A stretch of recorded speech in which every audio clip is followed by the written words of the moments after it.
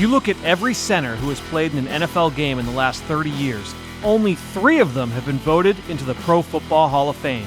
Today I'm telling you why Eagles center Jason Kelce should be the 4th. In doing that, we're going to break down the best plays, the best blocks, the best concepts of Kelce's career, all supported by the 3 pillars of his greatness: the run game, the screen game, and pass protection.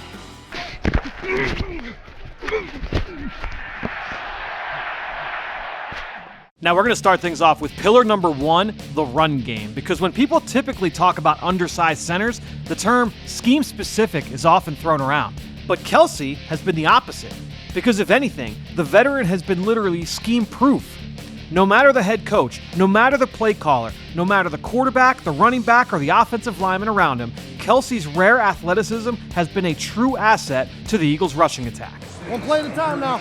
One play at a time. Let's go. Let's go. In Kelce's first season in green under head coach Andy Reid, the Eagles' signature running play was the sprint draw. This was a concept that leaned heavily into the athleticism they had up front, and it really relied on a couple of key blocks.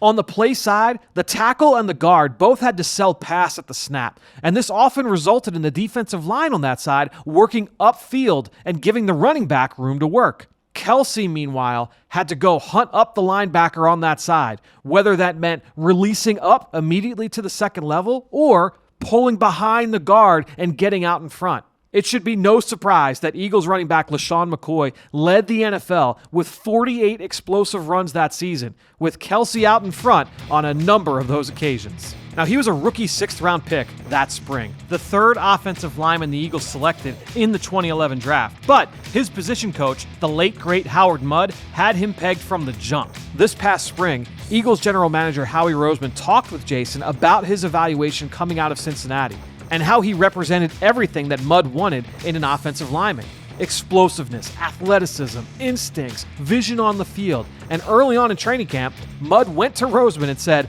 "This guy is starting week 1. He is going to be the captain of your team and your best player." Yeah, I'd say that Mudd nailed that prediction.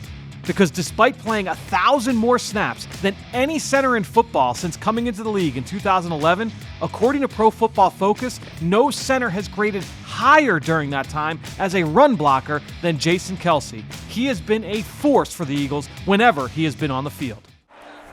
There we go! When Chip Kelly's no-huddle spread offense arrived in 2013, Kelce's athleticism was again put to good use. The scheme took the NFL by storm that fall, starting with the very first game of the season. And in a lot of ways, the league was never the same.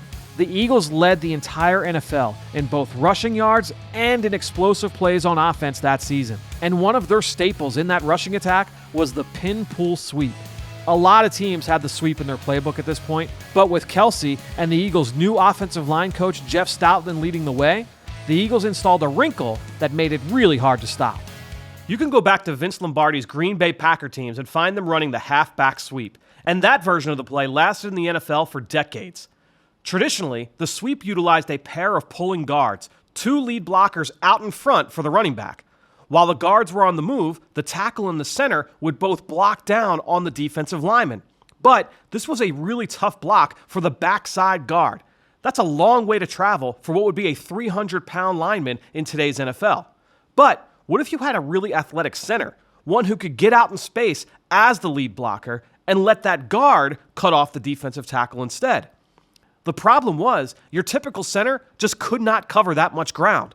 But as we know at this point, Jason Kelce is not your typical center. Kelce's range and mobility were put on full display with this pin-pull sweep. It became one of the team's go-to run schemes for years, and they still run it to this day. Teams around the NFL began to copy this form of the sweep, but none could match its productivity. During Chip Kelly's 3-year tenure, the Eagles ran for over 1,100 yards with the sweep alone. The team right behind him in the rankings didn't even reach 900 yards. That's how much better the Eagles were at running this play, with Kelce being the engine that made it go. You let Kelce get downfield, and he does damage. Another concept that the Eagles helped introduce to the NFL during that time frame, to an even larger extent, was the RPO, the run-pass option. And this element of Chip Kelly's offense, giving the quarterback multiple options at the snap of the ball to either throw, hand it off, or keep it himself, bent defenses into a pretzel in 2013. And when you paired that with the up-tempo nature of the offense, it became the hardest offense to stop in the league. A few years later, with Doug Peterson as the head coach and the play caller, the Eagles took the RPO to what some might say, new heights. New news. With all of their different run concepts, again anchored by Kelce and his athleticism, being tagged with pass options on the backside, the Eagles had defenses on their heels in nearly every game that season. And when people talk about Hall of Fame credentials, the question is often asked, can you tell the story of this era of the NFL without talking about this player? Well, you can't tell the story of modern football without talking about RPOs. And you can't tell the story of RPOs without talking about the Eagles both introducing them to the league and riding them to a Super Bowl. And you can't tell the story about all of that Eagles success without talking about Jason Kelce and the impact he's had on those schemes. Because one underappreciated aspect of Kelce's impact on these runs is the gravity that he has on second-level defenders without even blocking them. In many schemes, linebackers are taught to make triangle reads before the snap, taking the offensive lineman into account as they diagnose the play and track to the football. A lot of defensive coaches will tell their players, look at the guard, look at the center. They won't lie to you. The blockers will lead you to the football. But with Kelce snapping the ball, the opposite was often true, and defenses found out the hard way.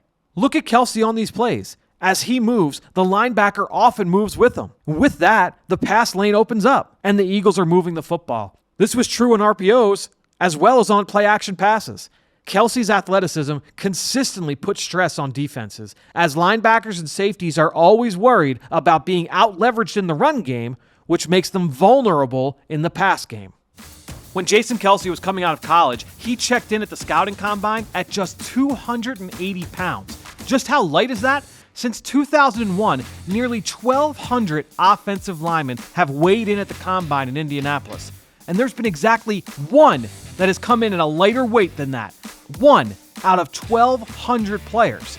Kelce was extremely undersized, and this caused some analysts to think that his best position might be fullback at the next level. As it turned out, they weren't that far off. Over the years, multiple Eagles assistant coaches have talked about Kelce's usage within the run game as being similar to the way two-back offenses operated in the past with a lead fullback out in front of the ball carrier. That has given the Eagles so much flexibility schematically with how they can use Kelce as a lead blocker on a number of these plays. And you know what? It's not that hard to see. Just look at his feet. He gets through a hole just like a running back. Look at him get skinny. Look at him get his feet up and down. That's like Devontae Smith doing the ladder drill in practice. You never see Kelce on the ground. His balance, his footwork, it's really unmatched. It is so much fun to watch on a weekly basis. And since number 62 stepped onto the field as a rookie, only one team in the entire league has produced more 100-yard rushing performances. And Kelce is literally at the center of it all.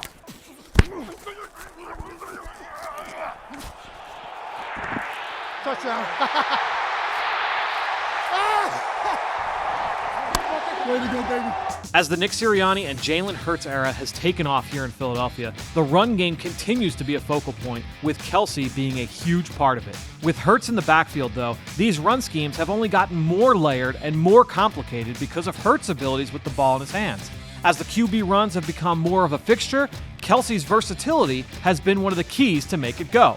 That said, there's a quarterback run that has been put under the microscope more than any other over the last couple of years, and it has resulted in zero explosive plays. But it is frankly unstoppable. That's the QB sneak, the tush push, the brotherly shove. Call it whatever you want, but you can't stop it. Over the last 3 years, the Eagles have called 89 quarterback sneaks. That is more than twice as much as any other team during that time. Third down, fourth down, red zone, midfield, goal line, opening drive, end of game. It does not matter. When the Eagles run it, they have success with it. And the best part about it is that other teams try to do it. They're just not as good at it. It's a play shrouded in secrecy. Yes, everyone wants a piece of it to try and figure out the secret sauce behind it. What makes it go? Me personally, I think you have the guy running it, and maybe just as importantly, the guy snapping him the ball. Kelce's rare ability to play with natural leverage and explosiveness from snap to contact helps to give Hurts some breathing room and a flash on these plays. You know what's coming.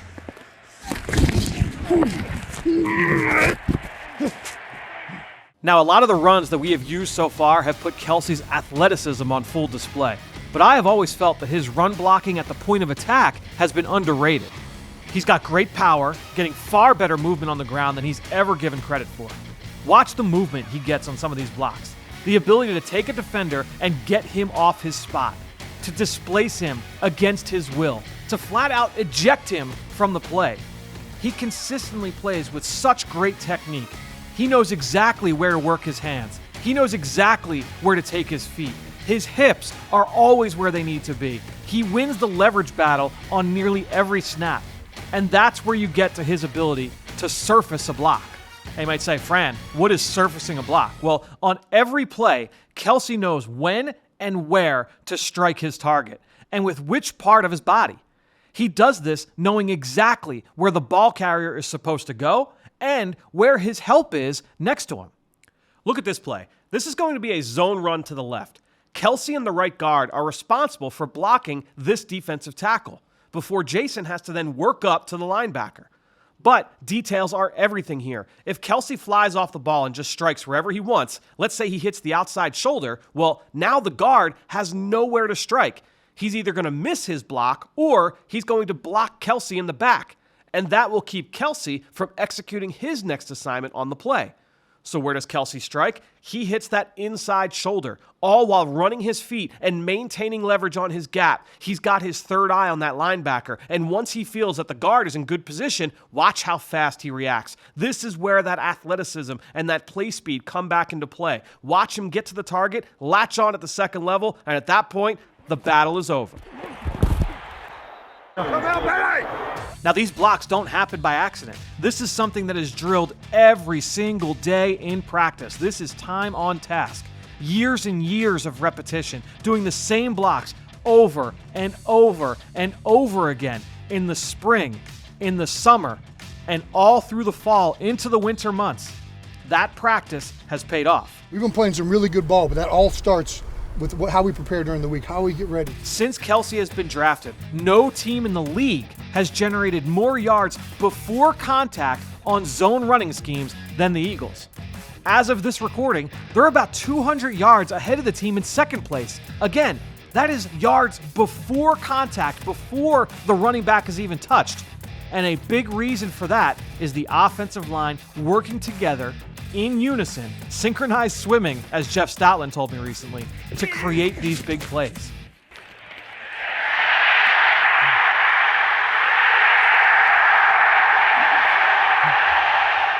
Now, let's move to pillar number 2, because while watching Kelce work in the run game is fun, watching him work in the screen game, that's taking it to another level. Watching Kelce work in the screen game is like watching Michael Jordan with the ball in crunch time. He is Chris Rock with a mic. He is Picasso with a brush. There is no one better at this than him. And the Eagles know it. They have consistently used Kelce as a weapon on these plays. He is a force multiplier. He is a player that has the capability of making everybody around him more productive.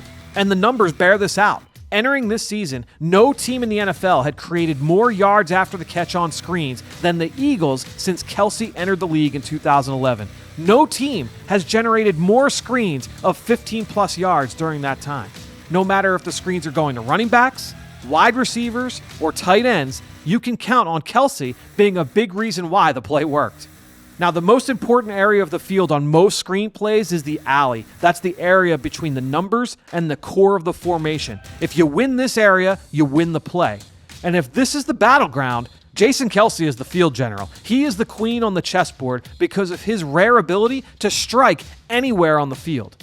And if you split the field into 3 levels, Kelce has the ability to execute blocks at all 3 tiers, and each one of them can be pivotal to the play's success. Jason Kelce is so good on the perimeter. The Eagles call a wide receiver screen to the left here, and Kelce is going to block the defensive end on that side. Of all the defenders up front, he's the most likely to be able to turn this into a negative play. But not only does Kelce have to block this guy, but he has to completely circle around him, creating the seal on the defense to help this screen get off the ground.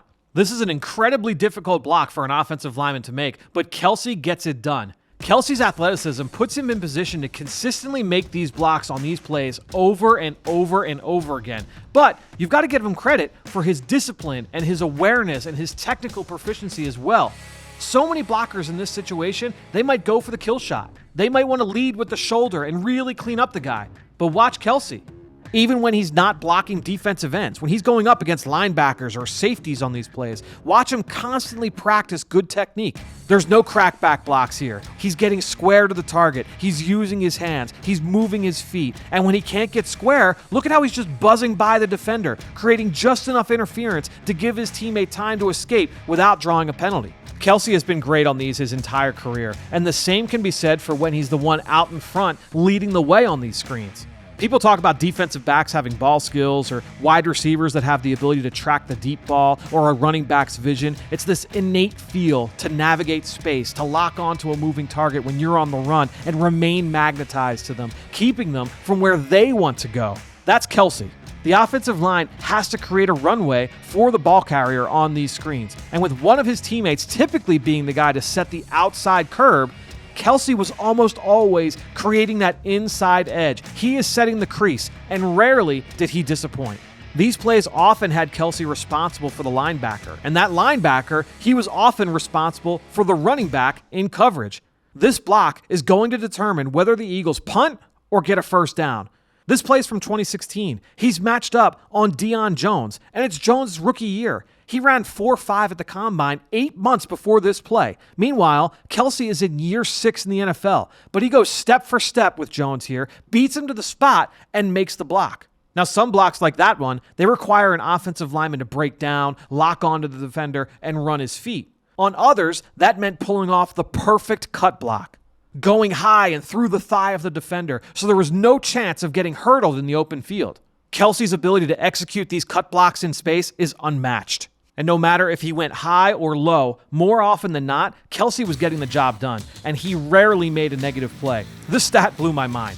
Coming into the season, the Eagles called 970 screen plays during Kelce's career. He was called for a holding penalty on 2 of them. 2 out of 970. That is just an absurd statistic, considering just how many times Kelce is put in these situations. On an island, out in space, trying to block defenders who are often much smaller than him. And that's what makes these next plays really fun. Because sometimes you call a screenplay and you know instantly that it's going to hit. The defense widens like the Red Sea. There's nothing but green grass out in front. And as an offensive lineman, instead of blocking someone 5 or 7 or 9 yards away from the ball, now you're tracking a guy 12 or 15 or 18 yards away. This is the deep end of the pool, and Kelce has made some unforgettable blocks down there over the years as well. If you were to tell me that you have seen an offensive lineman better than Kelce at the 3rd level of the field, leading the way for ball carriers out in space, I'm calling you a liar. There is a grace to the way he moves, an elegance. Every team has linemen who look great as a puller. But when you talk about a center who can consistently execute a block at all 3 levels of the field, someone who on the fly can adjust to a moving target and track them on the run like a cheetah chasing down a gazelle on the Serengeti, that is rare. That is unique. And as offensive line coach Jeff Stoutland would say, that is unusual. ESPN analyst Ryan Clark, he summed it up best on this play. It's an 18-yard catch and run from Darren Sproles back in 2014. Look at this. This is the mindset. This is the impact of Jason Kelce on defenders at the 2nd and 3rd level. And watching DBs and linebackers do this calculus in their head on these plays is always fun. Some go into full contain mode. Look at this back pedal. It looks like he's playing off coverage against a go route here. This play goes for 40 yards. And these kinds of business decisions happen all the time with Kelce out in space. Whether defenders are going reverse like that play, or whether they're just trying to go backdoor and run themselves out of the play. Kelce lives rent-free in defenders' minds on each and every play. They don't want to end up on the highlight reel, so they're going to make a bad decision and take themselves out of these plays. Here we go!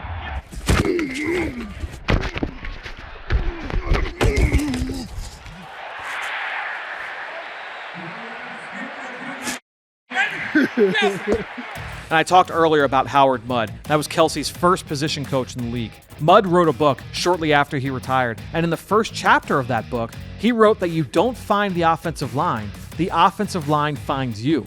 He went on to explain that many of his top pupils over the years began their playing career at another position before sliding to the offensive line. And this was the case for Jason Kelce, who started his career as a walk-on linebacker at the University of Cincinnati. And the crazy thing is, you don't have to squint hard to see that skill set show up when he plays as a center. Because what are you looking for when you're searching for a star linebacker? Range, mobility, and the tools to make plays from sideline to sideline? Yeah, all of that is important. You want a guy that can shoot a gap, that can close on the football in an instant?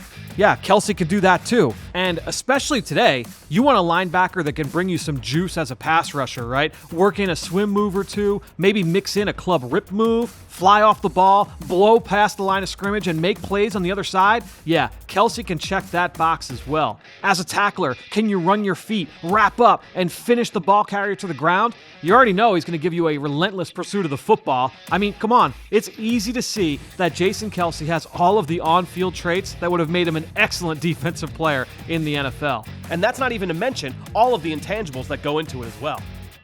Come on now. Energy. Here we go. Because Kelce is an Iron Man, a tough guy amongst tough guys.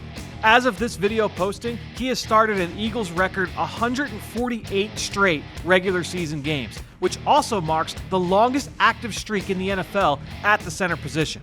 Whether it's the dead of winter or the peak of summer, he is as reliable and dependable as they come.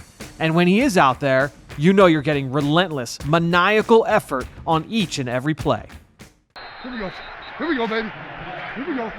If you ask any of his current or former teammates, tough is one of the first words that come out of their mouths when they describe Jason Kelce. And that toughness shows up in a number of ways between the lines, even in our third pillar for Kelce's greatness, pass protection. Kelce is always looking for work. He is always looking for his pound of flesh. He will take two defenders when he has to. Multiple times over the years, I've seen him pick up extra guys late, laying his body on the line, throwing an arm out late at a defender, flying downhill at full speed so that his quarterback has an extra split second to get the ball out.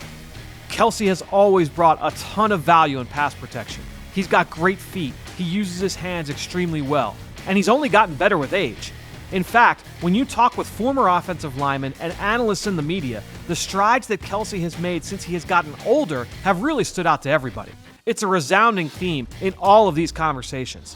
Because early on, the rap on Kelce was that bigger nose guards got the better of him.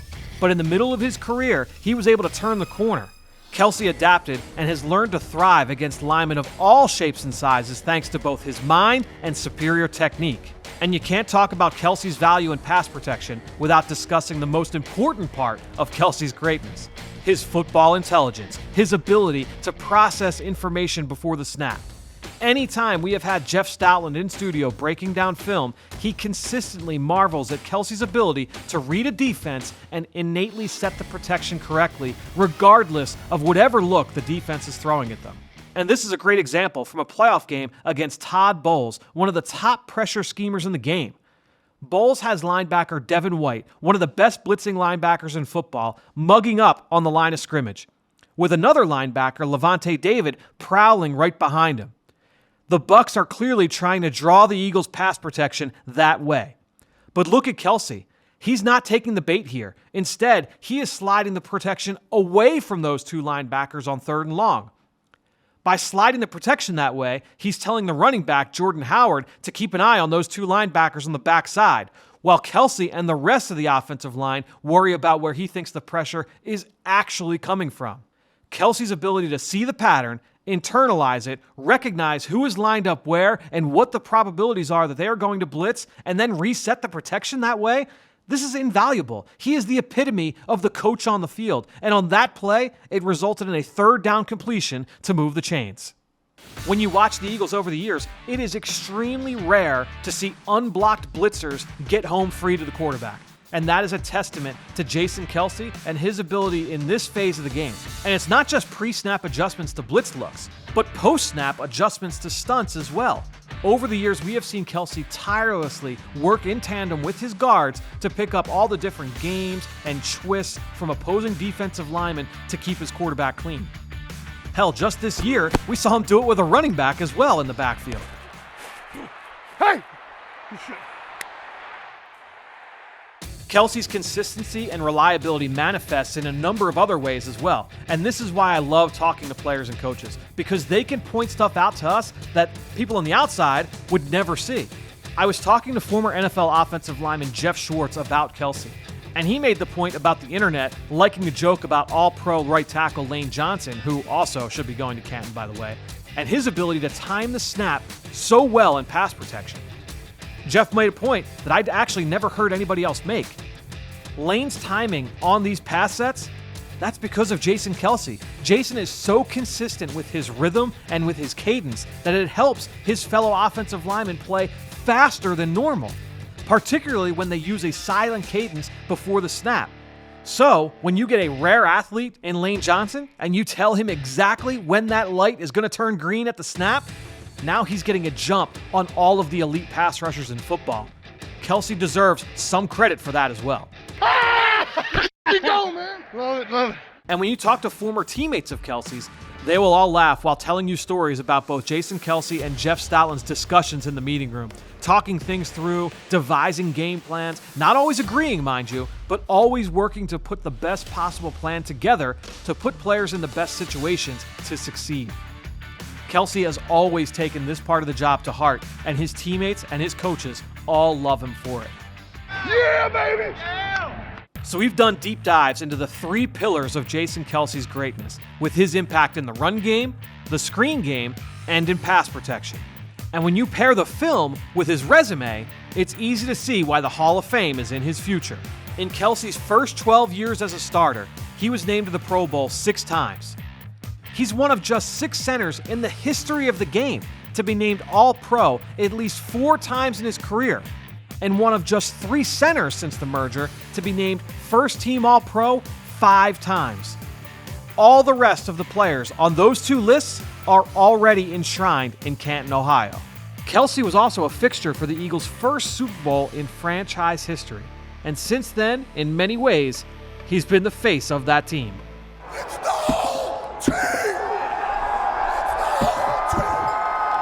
So, Jason Kelce, the angry ballerina with the feathery feet and the speed of a greyhound and the temperament of a rhinoceros, the most athletic offensive lineman of his generation, the Einstein-level tactical football savant, the center who played the position like a linebacker in the city where they already have one of those two-way players in Canton, and the guy who made one of the most legendary speeches in the history of the city, the place where this country was born. Jason Kelce, a future Hall of Famer.